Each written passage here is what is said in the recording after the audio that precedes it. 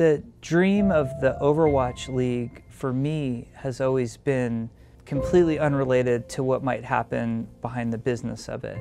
If we really want esports to be celebrated, we have to look at other forms of entertainment or sports that are doing things very successfully and borrow from them and be inspired from them and go, look, let's not keep this thing precious to ourselves. It's not the band that I discovered and I'm the only one who's allowed to be into. Let's really, put this on the main stage and have a lot of people start to enjoy this thing because it's awesome and everybody deserves to enjoy it. Whether it's rallying a cluster of pixels back and forth in Pong, chasing high scores at the arcade in Donkey Kong, or coming together as teams in first-person shooters, for as long as video games have existed, competition has been a central pillar. Hello. In recent years, the term esport has become a popular way to refer to organised competitions in games. Players square off in virtual arenas for glory, while onlookers are treated to seeing the most popular games played at the very highest levels. But as an industry, esports is still very much in its infancy. The lion's share of its history is one of grassroots efforts, small communities brought together by their love of a game, a desire to share experiences with like-minded fans, and the drive to prove themselves the best. It's only recently that a formalized industry has formed around these competitions. However, although video games are a $100 billion business, esports is a very small slice of that pie. The viewership of popular events such as League of Legends Worlds, Dota 2's The International, and EVO pale in comparison to those of traditional sports. For that to change, it needs to break out from the confines of a niche form of entertainment targeted at the hardcore enthusiasts and reach a broader audience.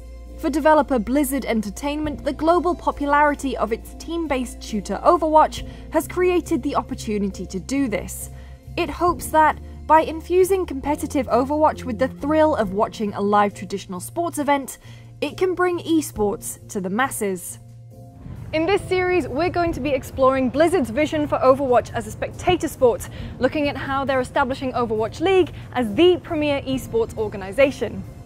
Over the next 5 episodes, we'll speak to key figures involved at every level, from the game's director and the league's commissioner, to production staff, team owners, players, and fans, all to get a better understanding of Blizzard's ambitions. Each episode will focus on one of the key pillars that Blizzard has put in place to support its lofty ambitions, and we'll reflect on what the company has achieved so far, as well as what it hopes to achieve in the future.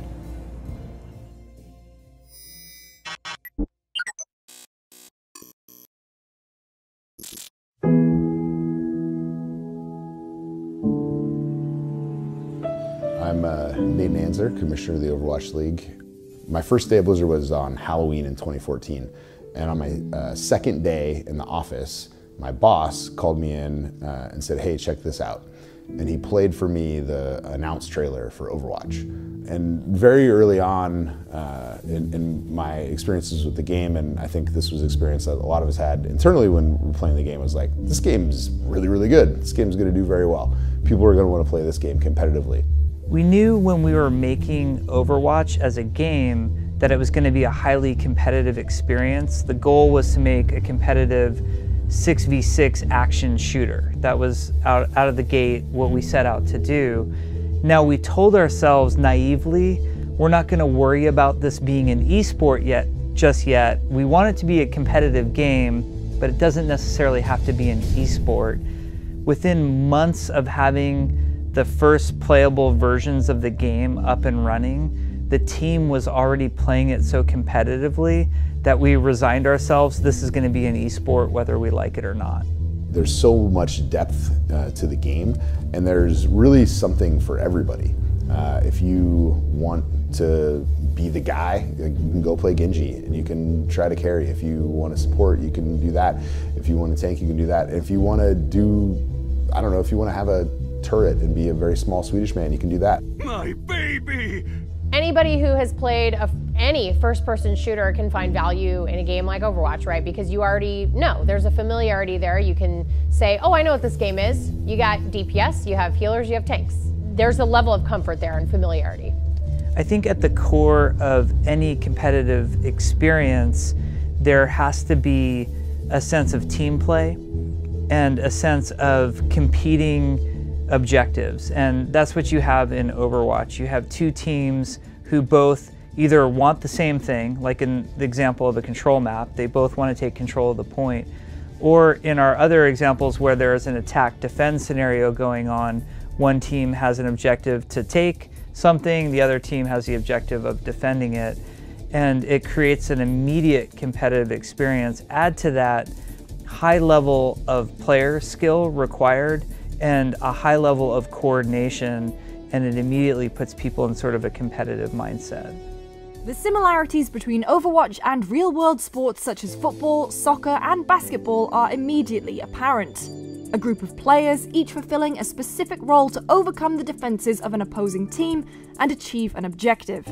It makes sense then that when it came to thinking about how to present Overwatch as an esport, Blizzard looked to the Premier League, NFL, NHL, and NBA for inspiration. And so as a part of the work I was doing, sort of came up with an idea that I, at the time, called the Overwatch Premier League. And it was like, hey, let's take a page out of the book from traditional sports and apply that to Overwatch, because this game is sort of perfect for it. It's team-based, 6v6, it's global, it's set on Earth. Like, there was just all these sort of pieces that, in my mind, made a lot of sense to build a sports league for Overwatch that looked like traditional sports. When we were developing Overwatch, we were really cognizant of professional sport the whole time we were making the game. And we were looking at a lot of other shooters that were out at that time. And in most of those, you cared more about what your personal score was, and you didn't care so much if the team had won or lost. And also taking a real close look at the MOBA phase that we were seeing, games like League of Legends, Dota 2, Heroes of the Storm, we realized that there was this high value in getting the competitive spirit going in the team aspect of it. All of us across the team have our different sports that we're, fans of. We have NFL fans, NHL fans, MLB fans on the team. So as we were creating the game, we talked a lot about the core game design and how we wanted you to feel at the end of a match. One of the most emotional moments for me in my life, and this is, I'm like a little sad and embarrassed to say this, but I grew up as a hockey fan, and I grew up in Los Angeles, and our hometown team is the Los Angeles Kings, and they had never won a Stanley Cup until 2012.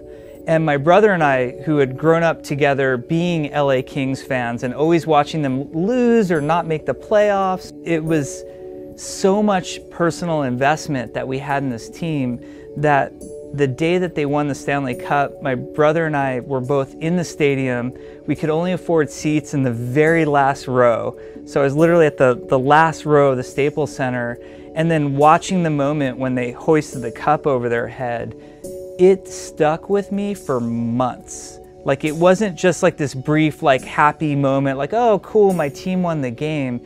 It changed me when the LA Kings won that Stanley Cup, and that I was there with my brother. And I'd like to think that moments like that can and should be happening to people with esports. It's no different. People just haven't discovered it yet.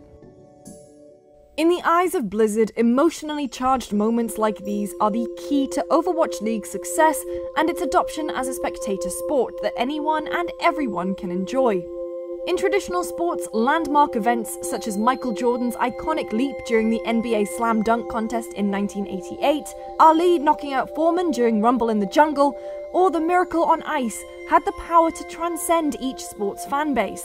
The drama involved bridged the gap between hardcore fans and those that, ordinarily, had little to no interest in the sport, making each one a historic touchstone. You believe in miracles? Yes! Unbelievable! Competitive gaming has its fair share of similarly iconic moments. Daigo Umehara's jaw-dropping counterattack against Justin Wong at EVO 2004. the Taipei Assassins' unexpected reign of terror at League of Legends Worlds 2012, or the ridiculous series of fountain hooks during the battle between Na'Vi and Tongfu at Dota 2's 2013 International are just a few. But these have become legendary within isolated communities, among people that have intimate understanding of complex game systems and have followed disjointed stories over the course of months, and in some cases, years.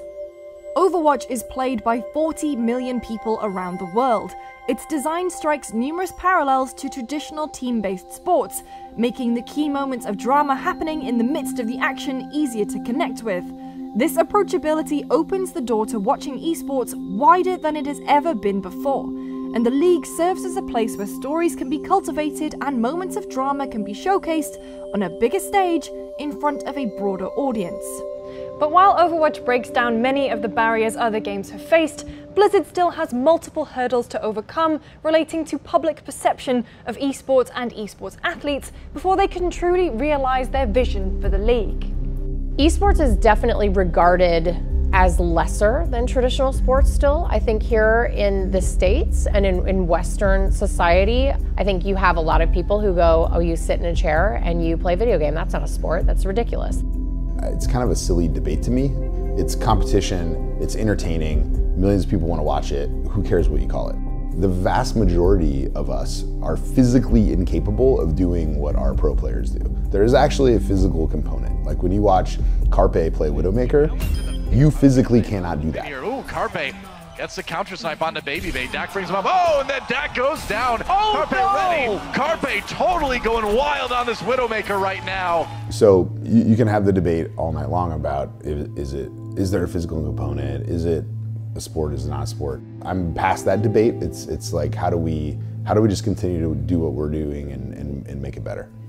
I really feel like I grew up in the generation where for a lot of us, it was not looked upon great that you played games. It was actually something to be slightly embarrassed about. You know, gamers were looked at as, you know, antisocial nerds, and it wasn't heavily embraced.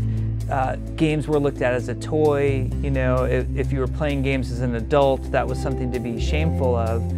And I love that we now live in an era where games are broadly accepted and looked at as a part of popular culture. They're looked at as art, they're looked at as entertainment, they're looked at as an extremely successful business.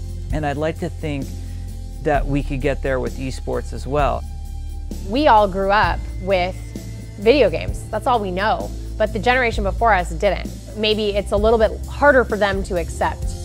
I think for millennials and Gen Z, it's an easy buy-in, you know? This is what we know, this is what we do. What people often miss about gaming is people think gaming is like this fleeting hobby. It's like this thing I'm gonna do when I'm a kid and then like I'll grow out of it. But that's not what it is. It's actually like my identity, and it's a part of who I am.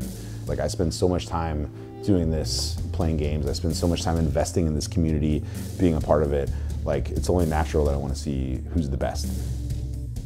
Despite the intent behind the Overwatch League, it's still a gamble for Blizzard. Unlike many other games, it skipped the grassroots phase of cultivating a dedicated esports scene, opting to invest heavily in its vision for a new kind of esports entertainment that's open to everyone. To that end, it has set up an arena for live matches to take place in, courted celebrity investors to buy into permanent team franchises, and rolled out ambitious broadcasting plans. This has all been done with the "if you build it, they will come" mindset. For Blizzard, giving Overwatch fans the means to throw themselves deeper into their passion is a small step toward the bigger dream for the league. But if it is to establish the future of esports entertainment, the real challenge is reaching beyond just those people. In the next episode of this series, we'll be going behind the scenes at the Blizzard Arena and talking with the people charged with taking the fast-paced action of Overwatch and transforming it into a spectator experience with all the grandeur of traditional sports.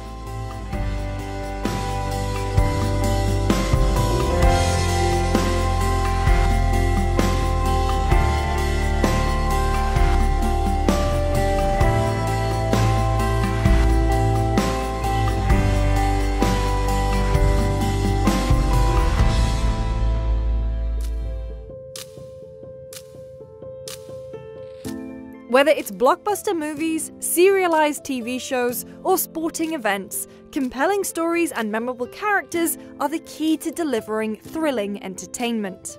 Overwatch's developers have achieved this by creating a vibrant, welcoming world filled with unique heroes that people can identify with. And the similarity between the game's attack versus defense dynamic and traditional sports anchors those with little to no knowledge of the game to the action. But this represents experiencing competitive Overwatch at its most superficial.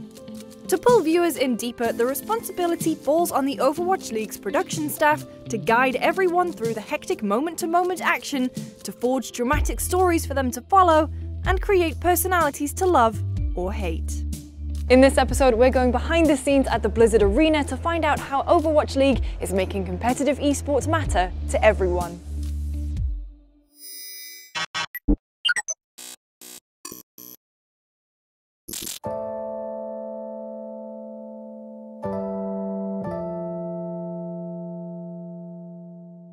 Well, I think there's multiple elements to the at-home viewership experience that have to be considered when you're talking about Overwatch League. Obviously, first and foremost, it's making sure that the spectator experience of the game is easy to follow.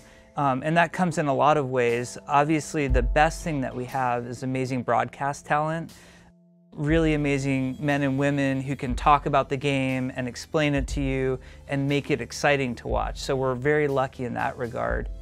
It is so difficult to watch Overwatch unless you actually play the game and have an idea of what the hell's going on. And I think that's also part of the adventure and the challenge that I was really interested in. And so how do you tell that story on the fly of what people should be paying attention to? I think that's why commentators are very important in Overwatch League, because we're the ones who are kind of trying to point out for the casual viewer, okay, this is what you need to be watching right now and this is why. So in order for the audience to really understand what they're seeing, it's a very fine line we have to walk, because we know that a big part of the audience are hardcore gamers. They don't want to be talked down to, but then we also have a whole new audience, new players, people who are not very familiar with it. We don't want to overwhelm them with abbreviations and very specific lingo. And so you have to be able to talk about specific examples and give real in-depth analysis that makes people learn and understand and appreciate what the pro players are doing and how complex it is. We wear quite a number of hats when we're on the analyst desk, so the balancing of that is the challenge, but also the thing that's really exciting about it, the fact that you get to be able to be a bit of an educator, a bit of a teacher. There was a lot of discussions we had internal between the casters and the analysts. There was a lot of back and forth where we tried to help each other, like, hey, if you were a casual, would you understand if I say it like that? So there was a lot of practicing prior to actually broadcasting to make sure that we're hitting that fine line. Every traditional sport as well has terms that you wouldn't understand the first time watching it. And because there isn't 100 years of Overwatch League being around, it's more on us to try and explain those terminologies as we use them. So we've had various segments on the desk, for example, where we talked a lot about the meta, what 6 heroes the teams will normally use because they consider that to be the best 6 heroes at this time. We had a little explainer on the desk, you know, you try and make it light so that people don't feel like they're being lectured to, but instead they feel like they're just learning something whilst being entertained. We, of course, also take a lot of feedback from the audience. We see their responses, we see it on various different social media and on websites. That's the beauty of the internet, right? We can see exactly what they think and how much they understood of what we actually said, so we could fine-tune it day by day, really. For all the effort Overwatch League's highly knowledgeable casters and analysts put into telling the viewers what they're seeing, for people to truly grasp the nuances of the players, their characters, and their strategies, the task falls on the observers, a group of people that are behind every decisive gunshot, at the front of every tide-turning push, and in the center of each team-wiping ultimate. And just like the heroes competing in each match, the observers have their own set of challenges to overcome. My name is Jason Baker. I'm the lead observer. I direct and switch all the game footage that you see on broadcast. The observing team runs like a team. They're all calling out what they see on their screen. They're calling out what's important. Give me a white on 4. Gesture on 4, he's in the fight. Profit, give me profit on 4. I have Libra on 4. Mono chasing. Blue grab is We watch a lot of the games. The teams let us in their scrims, so we get to see how they practice and how they prepare. After 2 or 3 matches, we know what a player is going to do before he does it. Pulse. Gesture raging in the back. Gesture on 4. Rage on 4. The challenges to trying to show all the action in a game like Overwatch is huge. Just like real sports, you can't show everything. You can't show what all the tackles are doing and all the blockers. You have to highlight the big moments, the important areas. The thing that the game team does is we try to build a lot of technology and put a lot of design work into making the game look as good as possible. And by good, I don't mean like, hey, the art looks amazing. I mean, look as clear as possible that you can always tell which team is Dallas and which team is Seoul. And it's very clear to me at an immediate read that I know exactly which team I'm looking at and what hero they're playing. So we put a lot of work into the camera. We put a lot of work into team colors, team uniforms. Overwatch really went out of their way to improve their spectating tools to not only let us chase the action, but show the viewer who they're watching. There's no guessing of, oh, it's the red team. Is the red team my team that I like? The replay tools are amazing. We can go back at any time during a match and get a moment and watch it from a different angle. We can slow it down. I've never been a part of a game that we're able to do that live. We're able to, in the middle of the game, just go back and grab anything and slow it down. Like the directors of a movie, the observers are the invisible hand guiding the action as you see it, framing each pivotal moment so that viewers understand and remain engaged in what transpires on screen. But they also take what happens both within the game and outside it to craft narratives for viewers to invest in. Trying to blend action and storytelling in a match is a delicate balance, and it's something that we play with every broadcast. So you don't want to show too much action and too little story, or too little action and too much story. Sometimes there's a storyline that you want to tell. This player just got traded to a new team. You want to highlight this player because now he's playing against his old team and you want to see that drama. But now their other tank is really stepping up and playing way better than they've ever played. So now you're focused on this other tank. This new storyline emerges. Trying to tell a full story throughout a broadcast or a match is very important. We meet with the talent before games and we talk about players and big moments and things that they want to talk about and things that we've seen and trends. Between maps, I go in and talk with the talent and say, hey, we're noticing this guy's playing very defensively. Or they'll say, hey, we want to see more overhead view on this map. Or we want to see this guy's tracer. We want to see how Zarya is doing on this meta. So we just constantly talk back and forth and we just try to tie it together.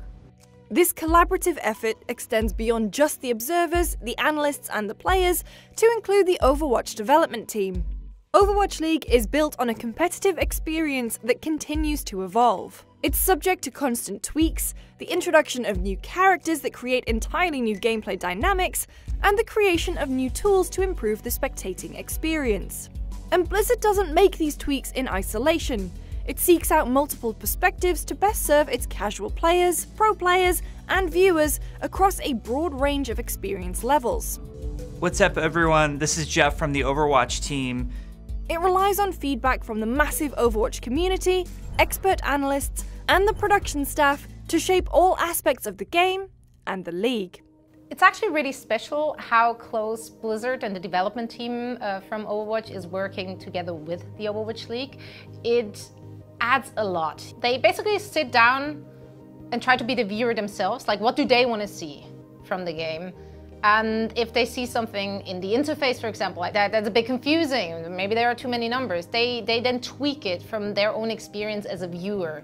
So they're really not just looking down at things, like they're inside of the whole thing, which makes it very special. I think a big challenge of the Overwatch League is the fact that the game that's being played is still being developed and still evolving. I don't look at it as a problem, I look at it as an opportunity. It's very cool to have the ability to watch a stage of Overwatch League and talk about what should we iterate on, and have a community that's very open to us making change for the better, as long as they believe that we're making those changes for the better. So when it comes to adding new characters, I know one way to look at it is like it's adding a whole new set of rules to the game, and there is definitely complexity there. There's something for our viewers to have to learn. There's something obviously the players have to learn to master it. I look at it a little bit differently. Like when you think about traditional sports and the eras that go through traditional sports and the name players, like the ones that you really remember who stand out in history, the Wayne Gretzkys, the Hank Aarons, you know, they redefined the game in the way that they played. And while our players, our professional players, are really the Wayne Gretzkys in my mind, I think the heroes add a little bit of that element as well, because we're gonna add a new hero. There's a particular player who's gonna rise up on that hero, and it's gonna be a very exciting moment, I think, for our fans. There's a lot of things that we can do as a game that's being viewed competitively that cannot be done in traditional sports. And I think rather than shying away from it or focusing on those differences, we should look at the opportunities that we have and sort of capitalize on those. Unbelievable! Just not missing a single shot, all headshots, all headshots! The difference between a broadcast of traditional sports and esports at this point, I think sports wants to be us. They want to be as connected as the fan base as we are. I can go in eyes of any player at any moment. I can go back in time and see any play from any point of view. They can't do that. I have instant gratification of, I see a chat, I can hear the fans, I can actually tune my broadcast because they're cheering more for one team, so I can actually make the arena go crazy with the broadcast. With the development team taking such a big part in the development of the league and the viewing experience, it just makes it feel like they really care, and they do generally care. They want everyone to have a good time. They want us to enjoy the game. They want us to enjoy watching the game, and that makes a world of difference. For investors, this will no doubt have been attractive, especially considering Blizzard's initial pitch was an idea without a product to show for it. On the next episode of this series, we speak to some of the people with the biggest stakes in the Overwatch League, the team owners who have invested millions in purchasing franchises, and the managers and coaches who dedicate their lives to running them.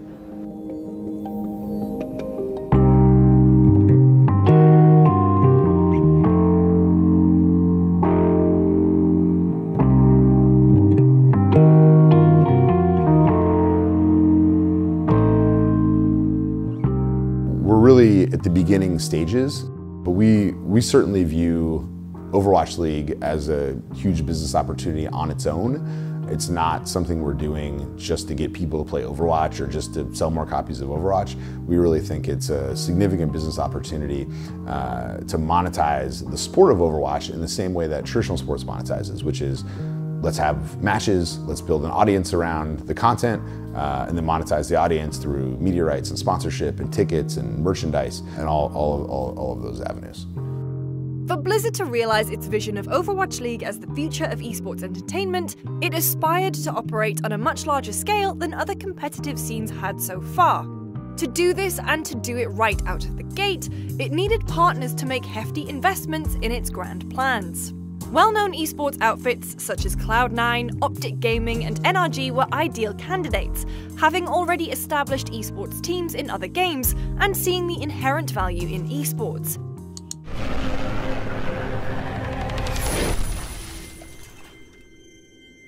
But Blizzard also reached beyond video games and into traditional sports, business and culture, attracting recognizable names such as telecommunications giant Comcast and the Kraft Group, owner of the New England Patriots, not to mention more unexpected backers such as basketball legend Shaquille O'Neal and pop diva Jennifer Lopez.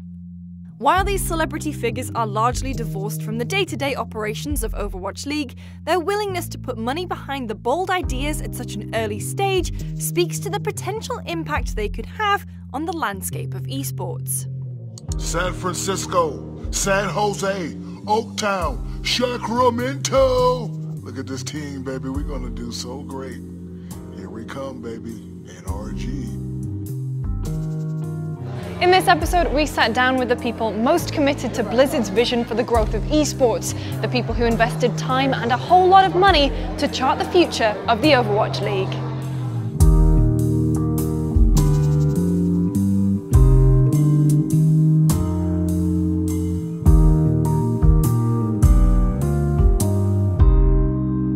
I think that, you know, celebrities investing, high-profile people investing in Overwatch and in esports is a broader statement about the state of esports right now, that everybody is either a gamer or has a gamer very close in their life, right? And that's like a pretty foundational shift that's happening culturally in at least America.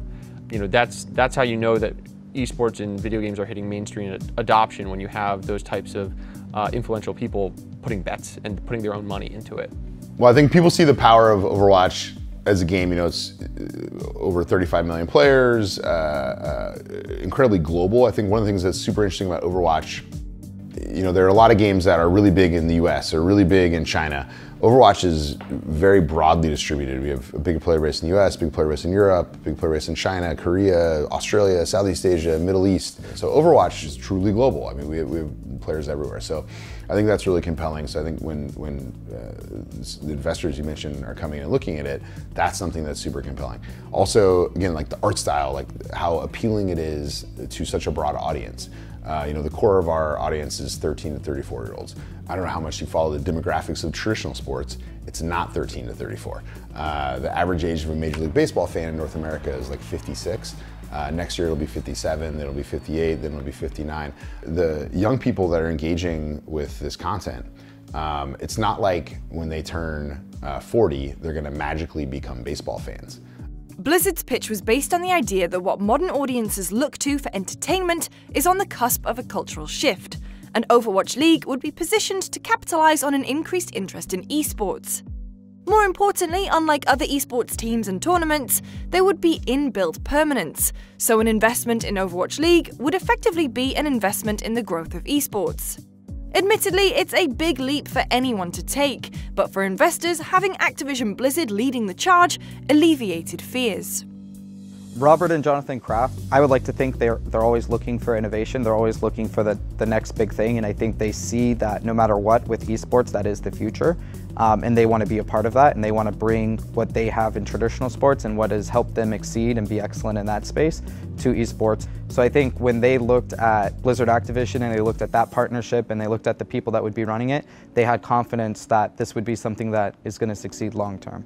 Blizzard being involved is paramount, I think. You know, everybody loves Blizzard games. They have an incredible track record. They understand great design, great character building.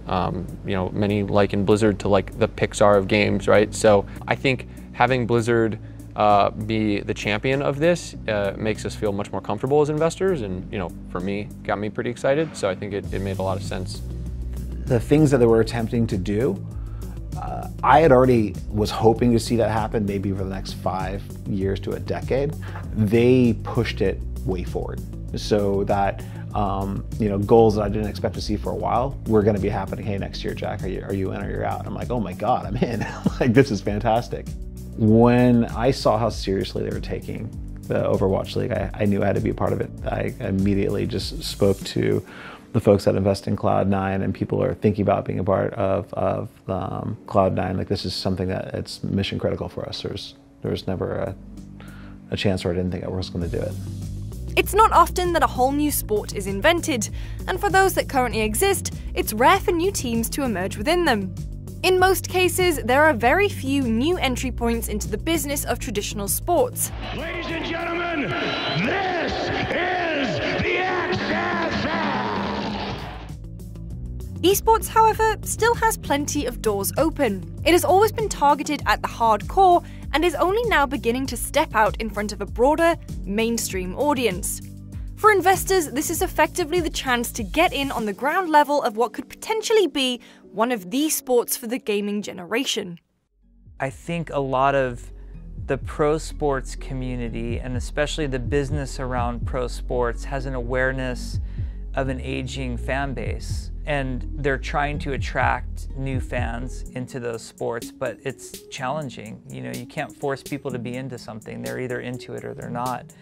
One thing that I think is exciting about Overwatch League is not only is the game very approachable and feels like it has these warm, welcoming, open arms to everybody, but that there's a really thriving, young, passionate community that's been growing around the game. And I think people see that and go, wow, not only is this cool and they want to be a part of that, but there's also a tremendous business opportunity there that we've captured an audience that other more traditional sports are having a difficult time getting their attention. You watch what you grew up with, those habits are gonna stick with people. And so I think a lot of our team owners that were coming from the traditional sports world see that shift, and they see how kids are engaging with gaming.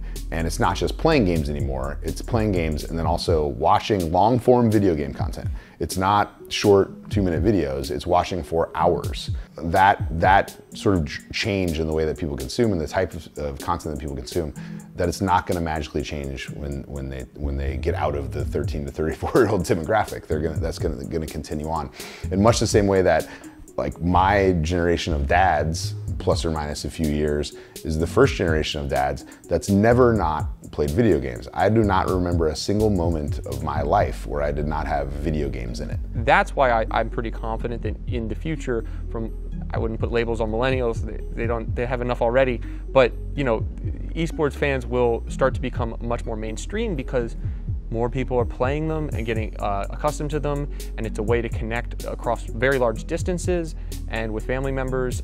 You know, I think I like the analogy of playing baseball, the catch, you know, with your father teaching your son how to catch, right? Like, okay, I'm not gonna do that with my son, but you know, we'll love to play video games together, whether it's Overwatch or some other game. I think that'll be a great way to connect with my you know, kids, and then when they go off to college or whatever, we can still connect. And then, you know, if we want to go to a sporting event, what is it probably going to be? Maybe we want to see the pros play. So I can, in my mind, see that future playing out very easily. The $20 million buy-in to Overwatch League includes ownership of a team franchise, which would be tied to a particular region. With this, buyers could hit multiple key demographics and give them a compelling reason to get involved with the league. For the hardcore, the teams and players would be lightning rods for their love of the game or esports generally. For everyone else, aligning a team with a city could ignite the local pride that fuels the most passionate rivalries in traditional sports. One of the core things that I'm a huge believer in is the regional-based teams.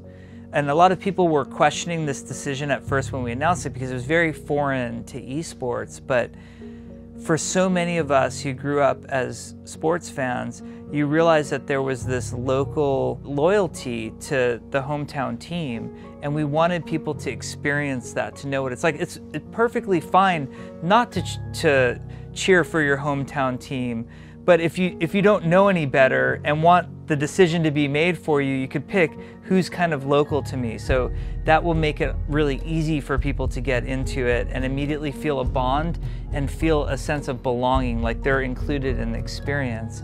The other thing is we looked at the team model in esports, and there's so many teams. The barrier to starting a team is very low. And there wasn't a lot of revenue opportunities for teams. So you had a lot of people coming in and creating teams. And I think some of the problems I mentioned earlier around players was because people would start teams, they maybe bite off more than they could chew, and there wasn't a lot of revenue there. So we had to think about, like, how do we make this sustainable for teams? So they were talking about a league that would always have that visibility, and that was like, for me, that was, wow, that's something else. And then add on top of that, they're going to be focusing the localization. So hey, you're going to need to go pick up a city. And I'm like, okay, well, that's something I've never done before. It was scary. Ladies and gentlemen, introducing the London Spitfire. But it's come with a whole learning curve of things I've had to pick up, but I could see the tremendous value in it. It also really sparked the excitement of traditional sports teams who that's a business model they're very familiar with. So it brought people to the esports table that really hadn't gotten involved before, but are really important to the business of bringing in sponsors and supporters of the league. That was groundbreaking stuff, and I was very excited by it. We're talking about investors like the ones that we have from traditional sports, the ones that we have from esports, who are looking at, I want to build something. I'm going to build a brand. I'm going to build a legacy around this team. I want to win championships, and not having to worry about making a certain record each year to remain in the league allows teams the freedom to, hey, maybe I actually think that this 18-year-old is going to be the best player in the league in 2 years, so I'm going to build my team around him today. And they have the ability to take risks like that, to invest in infrastructure around the players, to invest in young players. We think that's very important for building a league from scratch. So we wanted to create consistency and stability for team owners so that actually could be sustainable long-term as a business.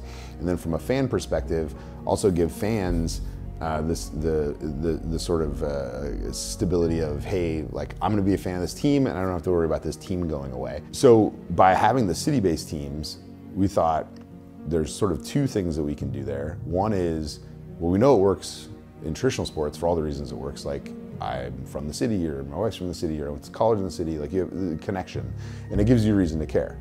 Immediately, I know what New York is. I can decide to root for that or not. I have some context there. The other thing is it gives us, back to that point around the teams, it gives us a path to sustainability from a business perspective. We can host events there eventually, and people who live in New York, I can go be a fan and go experience watching New York with other people from New York. It's the same reason that it's way more fun to go, like when the first time I ever went to a Premier League game, and I went to White Hart Lane and I saw Tottenham play, that was way better than ever watching it on television, because you got the experience. You're sitting with 40,000 other people, you're singing songs, you're having this shared connection over your passion for the sport.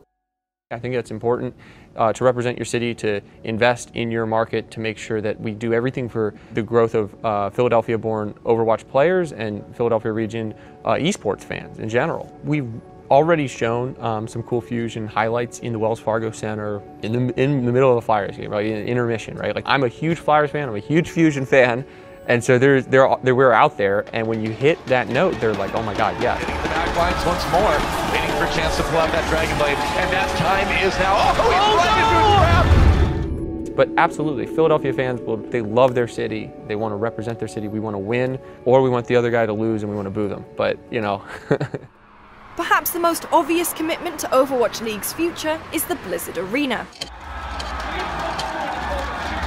Based in Burbank, California, it has served as the battleground for the first 4 stages of competitive Overwatch League. Stepping inside it, it's hard not to get swept up into Blizzard's ambition and understand why replicating this live experience within the cities each Overwatch League team represents is so critical, not only to generating excitement for esports from a broader audience, but because it creates more revenue opportunities for investors.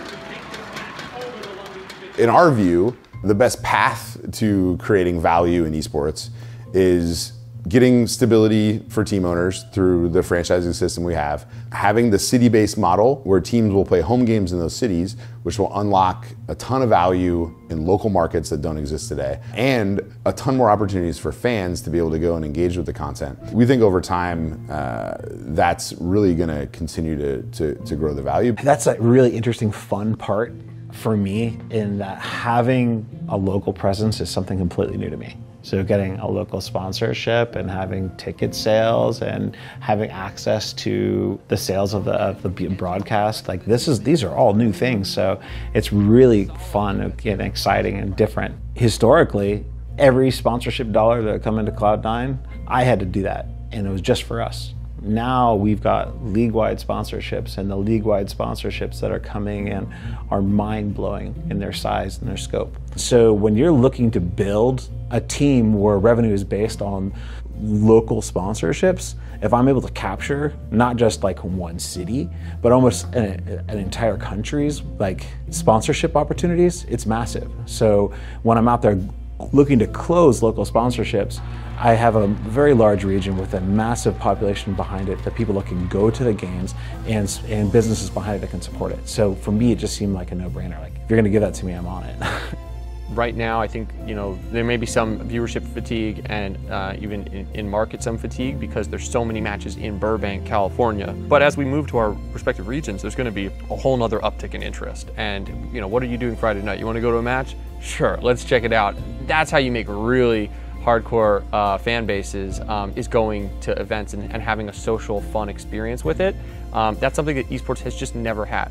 Tournaments don't do that. You have chance for one side, chance for another side. It's kind of like the Olympics or like the Super Bowl. It's kind of cool. But when you have a hometown night and match, like it's a whole different atmosphere and it's a lot of fun.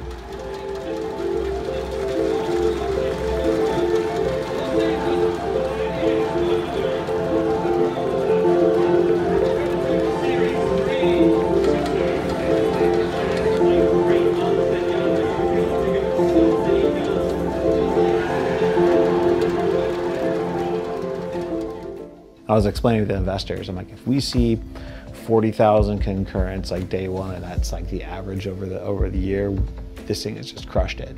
And then we open up with 400,000, and I'm like, oh wow, that's awesome. And it's consistently been around 100. The metrics have had to shift, and that applies to every part of the league so far. How quickly we would see in-game like skins, what type of sponsorships, and the value behind them. Every single like milestone that I had set before I had signed up has already been completely blown out of the water and vastly exceeded my expectations. So I need to retool what that'll be. While Overwatch League's backers wait to reap the benefits of their investments, the players competing within it have already felt the impact of dedicating their lives to the game and the competition. On the next episode, we speak to the people at the heart of the league, the players who reveal the sacrifices they've made for the life of a pro gamer and whether it was worth it. You know, I spent a lot of time sitting and talking with players and team owners prior to even announcing the league when we were designing it. And I mean, there's so many stories if you look at the history of esports of just bad things happening to players. So one of the things was like, let's make this a league where every gamer in the world aspires to be a part of it. When you make it to Overwatch League, it's amazing. You're a professional athlete, you're treated like that, you have all this infrastructure around you, you're a superstar. With all the talk of grand visions and investment millions, it's easy to forget that ultimately, the future of the league rests on the shoulders of a few young, passionate Overwatch players. They've come from far and wide, some with experience in esports, others with just the dream of being able to play their favourite game for a living. Each one of them has challenges to overcome, be it an unfamiliar culture, a language barrier, or the need to prove the legitimacy of their chosen career. They are all taking a risk, hoping that they can establish themselves as the best Overwatch players in the world, and perhaps pioneer a new future for esports too. In many ways, the Overwatch League is only as strong as those competing within it, and in this episode we sat down with the young, ambitious athletes who are chasing their dreams for success in an emerging esport.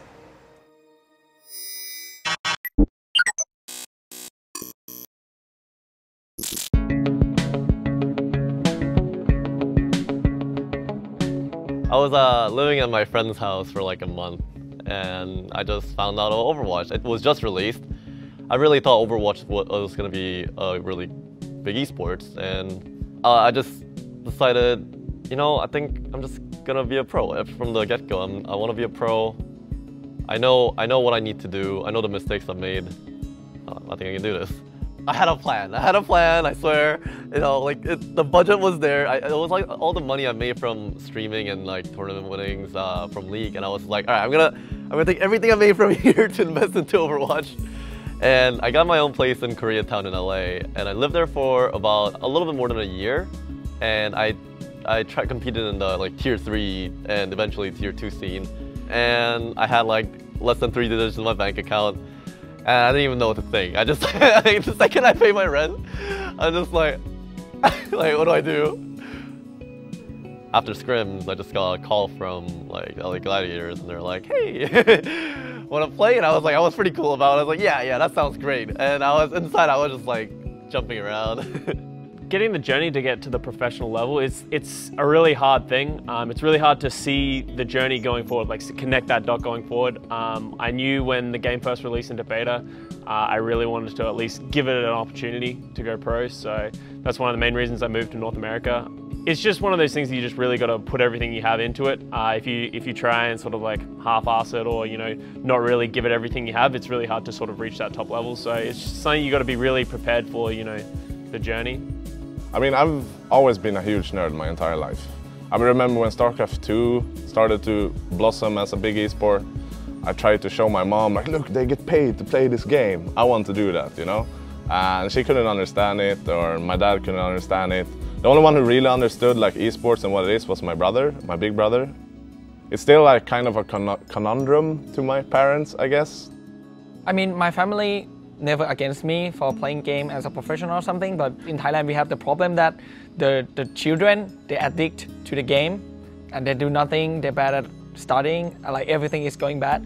It was sort of a hard sell at first. I said I wanted to go play video games professionally, and I wasn't going to get paid for a while unless I actually made it. If I didn't make it, I wasn't going to get paid ever. But I believe in myself. My family trusted me to do what I thought was best for me.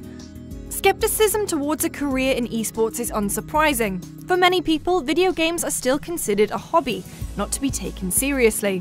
The idea of dedicating your entire life to them is filled with questions, and the prospect of trying to earn a living from them with uncertainty.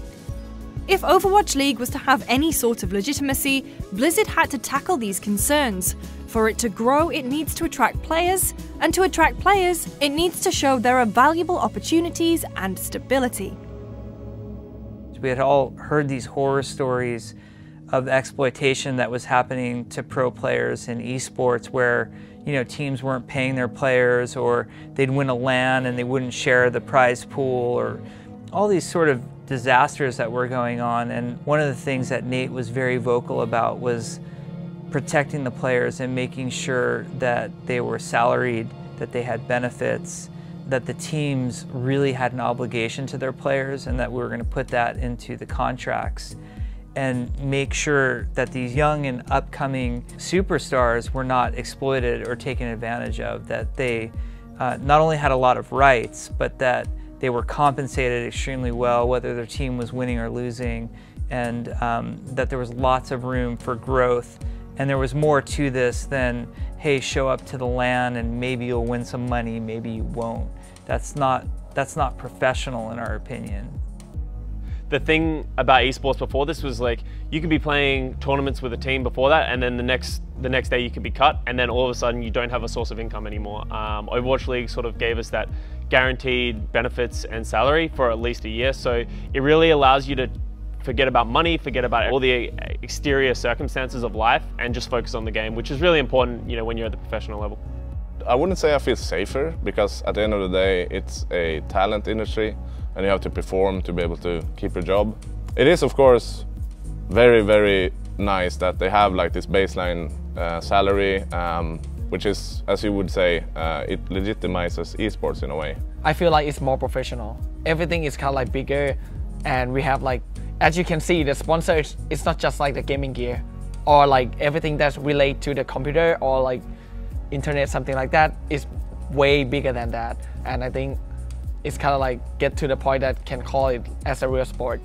Now a lot of different games are jumping on the same trend, like League is trying to franchise. It eliminates the unprofessional scene in esports, and with Blizzard coming in and saying, no, we're gonna do it this way, it really lifts up esports in a good light, and this is actually a real thing, this is actually a league, which is really awesome to see.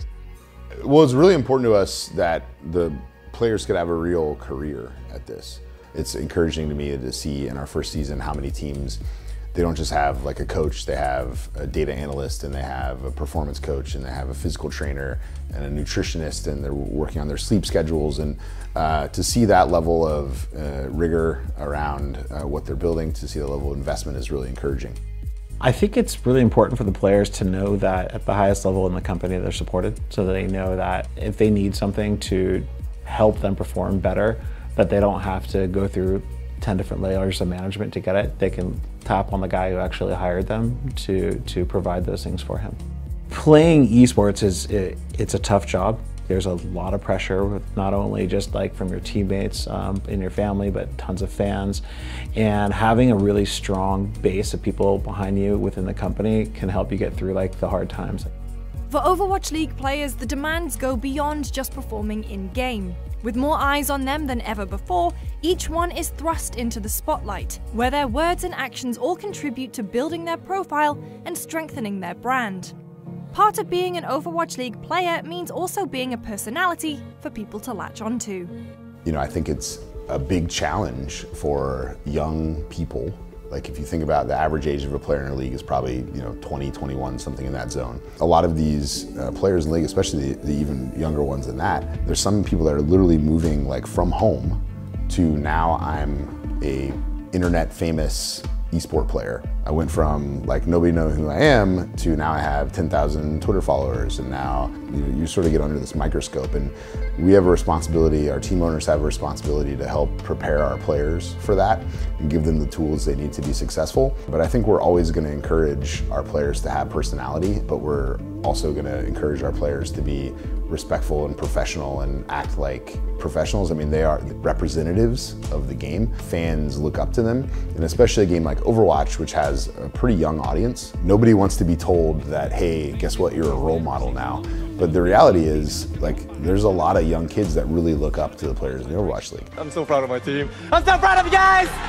To be honest, I never know what to say when like, oh yeah, I'm looking up to you, or not even that, but I just want to be a pro gamer, or my son's trying to be a pro gamer. That's the hardest one. When moms ask you, oh yeah, my son, he's like pretty good, but he really wants to be a pro gamer, and I'm not sure if I should stop it. I just like stop and think, because like, what do I need to say here? Because like, sure, I want to say like, go for it, but then the amount of like emotional stress and like, it's a marathon. There's like so many things that you need to constantly do, and it's so easy to get burnt out. Even the professional players, it's like, compared to watching stage 1, like right now we're in stage 4, and there's like tons of players that really didn't know how to balance life, I guess. It's the weirdest thing you've ever experienced, especially coming from really nothing. Like, I'm just here to play video games. I'm just here to compete, and then you have these people looking up. It's a really humbling thing, knowing that you can have an impact on other people's lives and like have these people aspire to you.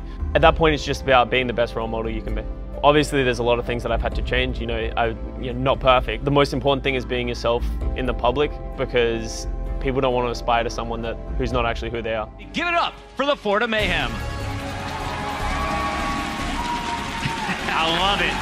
Swoosh leading the pony ride to the stage. My nephew, who is 13 now, he always watched me when every day came over and I would sit there and play video games. He would always take a chair and watch what I'm doing. At the beginning, he started playing Hanzo, and I tried to, no, play something different. But he really loved the game as well. And then when I started traveling places and playing in tournaments, he would tell his friends about it at home, and they would all sit and watch the games. My big sister, who's the mother of my nephew, of course, she messaged me and she was like, oh, when you come home, you have to meet all his friends, because they're just talking about you all the time and they really want to meet you, you know. And it's just crazy to think about how much passion they have for the game. When it comes to esports, since there are a lot of people who aren't familiar with pro sports, there's an assumption that everything should be perfect and there should be no missteps along the way. And the reality is, both with esports and pro sports, we're talking about very young, very talented individuals who might not be at a stage of life where everything is going to go perfect for them. As we know, even at an older stage of life, nothing goes perfect for us. So I don't know why we would think at 18 or 19 we would be these perfect model citizens at all times. People are people, and just because you're talented, whether it be at a sport or at a video game, doesn't mean you're not going to be without your flaws. I think we have to just be open to and accepting that there's going to be some rough edges, but that's sort of what makes it cool and interesting, and not always look at those rough edges as failures. I definitely miss home a lot. I want to go back. I miss my friends. I miss my family, but I'm not young. I'm adult, so I need to learn how to live alone.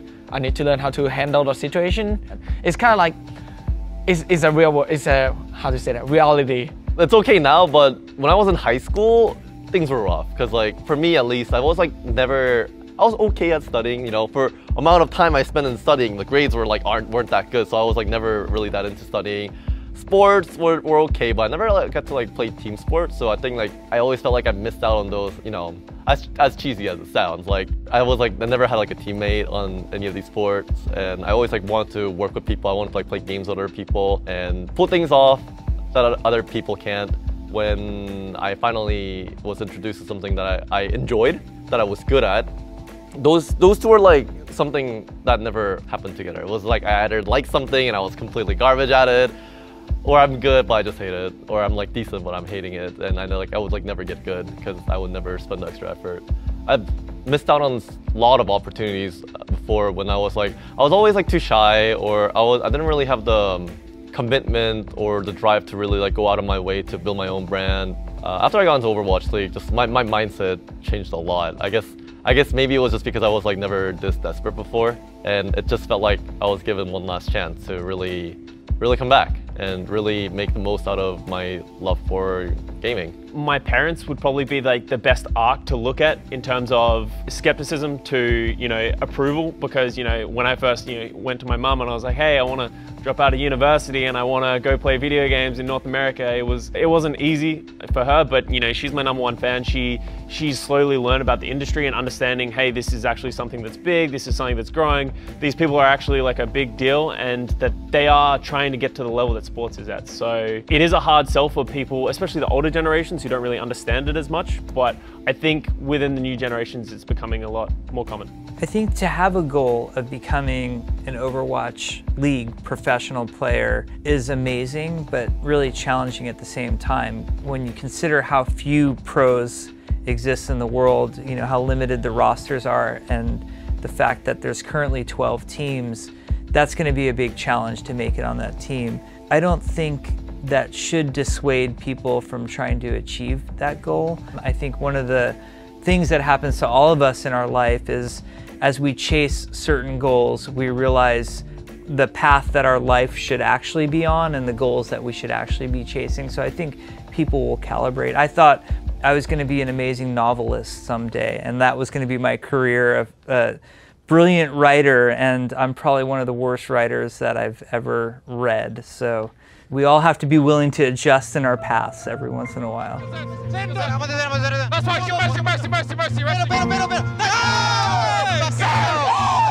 go!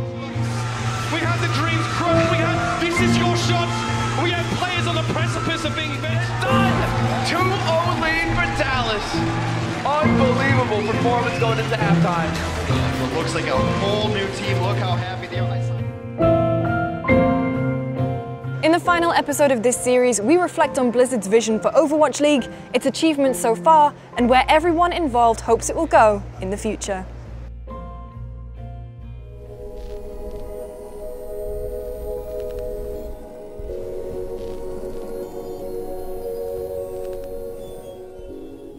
Overwatch has something that a lot of games don't have, especially like competitive game, and it's just like, how should I say it? It's like a sense of belonging. The fans are very passionate. We're a little weird to say, but it's like, you know, traditional sports fans where they're like really into it. They're always like come to their team's games. And when I was younger, like whenever my friends were watching soccer, it looked great. They were having a lot of fun. But like I just really wasn't interested in sports. But you know, I just still want that kind of a thing though. And I think Overwatch League really provided a lot of people with that. While it's yet to be seen whether Overwatch becomes an esport for the masses, it's clear that meaningful steps have been taken towards realizing that dream. Overwatch League has built momentum, and with the attention paid to production, the long-term revenue potential and the treatment of players, Blizzard looks to have laid strong foundations to build on. To conclude this series, we're going to look at what the people most involved in the Overwatch League believe have been Blizzard's biggest achievements, what the league has done for esports, and their hopes for its future.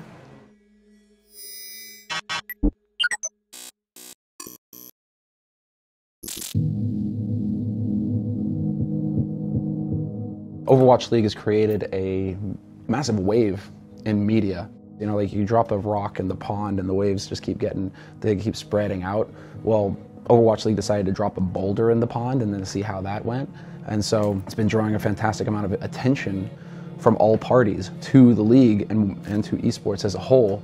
And so it is a positive force in that sense, because the more eyes that get onto esports, the more opportunities are going to be there for everybody who wants to look for that job in esports. The more money that gets drawn in, jobs unlock, more people are in, and the more opportunities we have to find the creative people who are going to continue to push the industry forward. I think they managed to make it mainstream in a way without pushing for it to be mainstream. I know it's been something which esports and the gaming community, part of them wanted it very badly because they wanted the acceptance. They wanted video game to not be a niche thing. Like, I don't want to be looked at weirdly just because I like video games. That acceptance, I think a lot of people really wanted.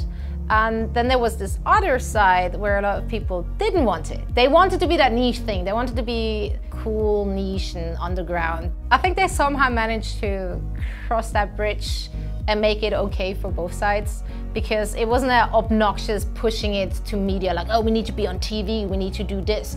It was really just, hey, we want to make a really cool league. We want everyone to see how amazing this game is and how fun it is to participate, to watch, to cheer on your favorite teams, your country, your town.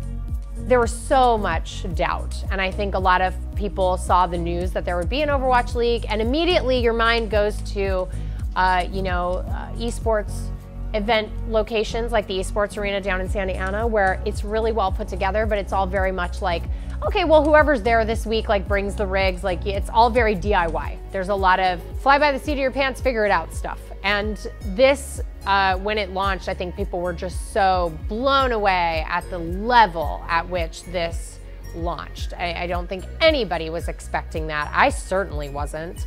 Being in the arena is truly a singular experience. It's really fun. And the first time I walked into that arena, I gasped aloud. I was like, oh! I mean, it was incredible. It was one of the best things I've ever seen. I was like, this is how I want to watch video games all the time. Even at this early stage, there are signs that Blizzard is on the right track. It's belief that, like traditional sports fans, those that love Overwatch would relish the opportunity to watch the game played competitively live, surrounded by fellow fans, or through online streaming services, seems to have been well placed. Blizzard is banking on the buzz surrounding Overwatch League, and the experience of watching the game in an arena being the fuel for its growth.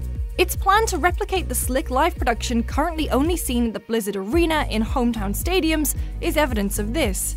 It's hope that, as the passionate hardcore build attachments to their teams, the casuals will also follow into fandom. Imagine BlizzCon, which is, 20 to 30,000 of the world's most hardcore Blizzard fans ever. Overwatch League Arena is like if you were to take out of that 30,000, who is the most dedicated, loyal, awesome fan ever. Those are the people who are showing up to that Overwatch League matches like every week, and the energy is just off the hook. Like, it's just such a positive, embracing crowd. I don't know how else to describe it. The reason that we're in Blizzard Arena this year is we wanted to give our teams time to build that capability, to learn how we do it, to see how we do it. The number one key, I think, to having it become more mainstream is getting people more exposure to it live. Once fans who can't make it to LA have an opportunity to go to a home stadium, I think that's where it starts to get really exciting. And as Overwatch League grows, the opportunities available to its players will grow with it. By their own admission, the athletes competing today know that, like many other talent-based sports, their time is finite. However, they feel that Overwatch League is also giving them an opportunity for a future in esports beyond scoring kills, pushing payloads, and securing points. This, of course, makes way for new players to rise through the ranks and into league stardom. That's something that I've appreciated the most about Overwatch just in such a grand scale, because, as I said, I was living in Australia doing a university degree before I moved to North America. I had nothing to my name in terms of esports, but this has really given me an opportunity to build up my public following. It's opened the door of esports now so that I can go so many directions from here. It doesn't have to be Overwatch, it doesn't have to be that, but when I do decide to stop playing, there are so many avenues and I can go, and that's one of the things that I love the most about Overwatch and this community that's been built. It's a very well organized league, and the more professional organized it is, you're probably going to need more manpower. And I think for players, it's not really like the last destination. Sure, you make money, but like it doesn't mean that you have to just like quit after you make some money and when you retire. If they have the ability, they can be a commentator, some people can be an analyst, coaches, even managers, like tons of things actually. I don't think like some of the younger players realize that, but the second they stepped into Overwatch League, a lot of doors just opened up for them. Even prior to the Overwatch League, I would say that becoming an esports professional was something that you could aspire to be. There were other esports titles where the pay would be enough or they got salaried or something like that. What Overwatch League has done differently is not only can you just try and grind your way to the top and do it the same as you would in any other sport, or any other esport, just by getting noticed and picked up by a team, but Overwatch has, and Blizzard has very distinctly set out a step-by-step process. So even though it's still incredibly competitive and it's still very difficult to make it to the top and have a career in that same sense, the steps are not so murky. They're not so hidden. You don't have to really struggle to figure out, okay, what's my step from here to here? How do I actually achieve it? One of the things that's really awesome about Overwatch League is that any player of Overwatch has the opportunity to make it there someday. And we've put a lot of thought and effort into creating a very clear path for progression. So we have, first of all, Open Division, which looks at all of competitive play, sees players of a certain rank, gives them an opportunity to compete as part of this competitive division, and hopefully get recognized by the tier above them, which is Contenders. The other thing that's very interesting about the day and age that we live in now, with streaming being as popular as it is, if you're a really talented player and you're streaming all the time and you're getting recognized on your stream, well, you're right out in front of everybody who's scouting for teams or the general manager for one of these OWL or Contenders teams. It's likely that you could get recognized that way as well. So it's kind of an exciting time to be an Overwatch player, to know that there is this path to sort of stardom and success that's out there if you're good enough. This year I thought we laid a great foundation to build the path to pro for players.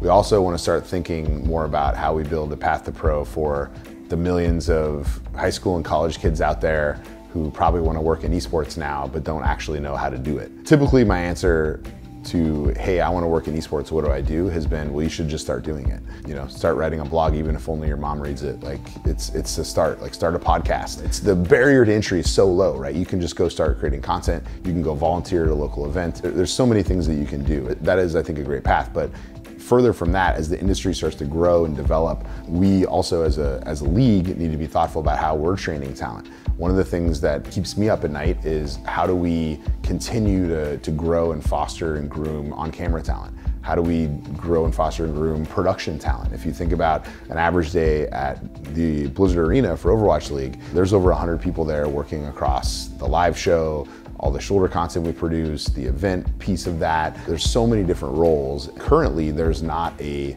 super deep talent pool of people who can step in and do those things. That's one of the things that we're gonna start being very thoughtful about in the future. We actually have our first 2 interns this summer here at the Overwatch League, which we're really excited about, and bring people in when they're young, get them exposure to what it means to work in esports, because I think, like, probably know, hey, I want to work in esports, but not really sure what is actually available. Like, what are the things, what are the different jobs that I can do to work in esports? So it's something that we're thinking a lot about. You don't have to be an amazing player to be involved in esports anymore. You can make your whole career, raise your family, in just being part of the support team of esports. There are a ton of people working for Cloud9. I think we've got somewhere, we're closing in on 100 employees at this point, with medical, vision, dental. I know it seems normal to the rest of the world, but in America that's very rare. Regardless of whether Overwatch League fails or succeeds in hitting the critical mass, the people responsible for creating it agree it is a worthy endeavor.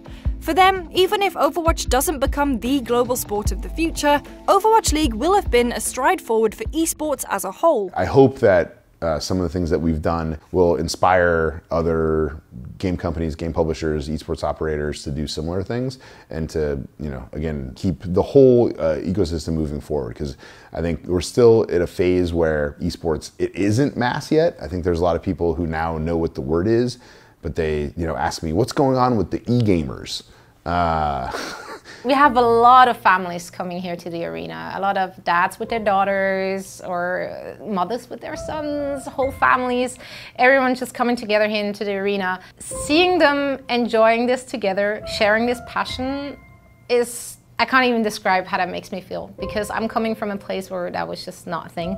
There was no way my parents would have thought of enjoying video games with me. That was not a thing. So seeing how accepted this is now, it just made me genuinely happy. I had that one time where a dad came up with his daughter. She was the sweetest, cutest thing I've ever seen. She was super shy. She smiled at me, didn't dare to actually say something. So of course I went up to her, seeing that she's staring at me. So I was like, hi, like, how are you doing? And then she started crying. And I was like, oh God, what have I done? So I went down on my knees and asked her if she's okay. And then she's like, I never thought I'll meet you. I watch with Daddy every day. And I hope I can be like you when I grow up.